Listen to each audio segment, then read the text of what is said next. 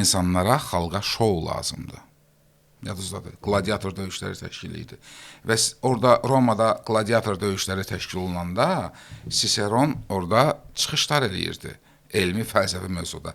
Siseronun çıxışlarına 5-6 nəfər gəlirdisə, gladiator döyüşlərində minlər gedirdi. Yəni, tarixin bütün dövrlərində insana, xalqa şou lazım olub. Amma tarix Siseronun adını yaşatdı. Bugün yaşayır. Aristotelin adı aldı.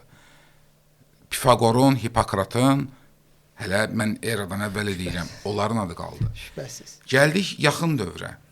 Mirzə Fətəli Axundov o boyda mütəfəkkir öləndən 3 gün onun meyitinə yaxın gələn olmayıbdı. Elə bir dahi bir adam. Sabir Mirzə Ələkbər Sabir sağlığında bir kitab olsa çap olunmayıbdı. Sağlığında öz kitabını görməyibdi. Cəlil Məmmədquluzadə necə yaşayırdı?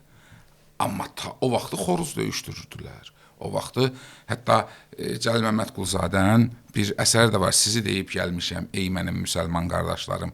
O kəsləri deyib gəlmişəm ki, məni eşitməyib, gedirlər daha vacib işlərlə məşğul olmağa, xoruz döyüşdürməyə və s. və s.